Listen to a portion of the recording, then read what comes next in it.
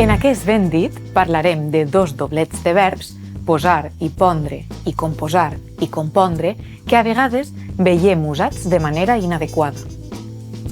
En la parla tradicional, pondre i compondre s'utilitzen en total correcció i només darrerament es constata que hi ha algunes interferències. Pondre designa l'acció d'expulsar els ous, animals com els ocells, els rèptils o els peixos. Hem posat dins l'ouera els ous que han post les gallines. Les tortugues de mar ponen a la platja. En pronom reflexiu, pondre's indica l'acció de passar un astre més avall de l'horitzó. Al capvespre, el sol es ponia entre núvols rogencs. Era ja de dia, però la lluna encara no s'havia post.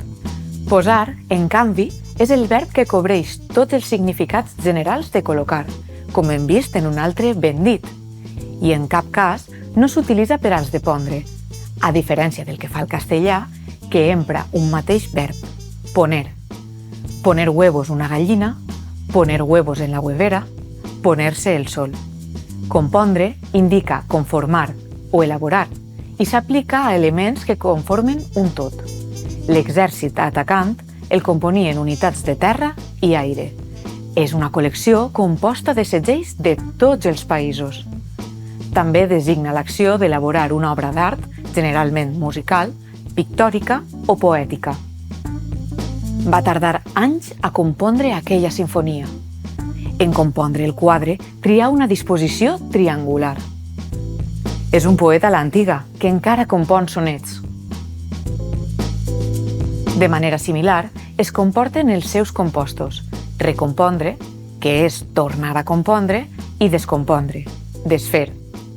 El corrent elèctric permet descompondre l'aigua en oxigen i hidrogen. Fora de la nevera, la carn ja es descomponia.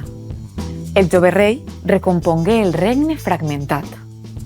Per la seva banda, composar és un verb especialitzat i d'usos molt restringits que significa imposar a algú una sanció o multa arbitrària, o arbitrar, que en la pràctica utilitzarem poques vegades o mai.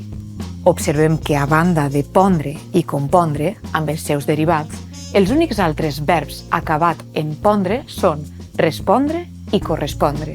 Tota la resta acaben en posar, disposar, exposar, imposar, interposar, oposar, proposar, pressuposar, suposar o superposar.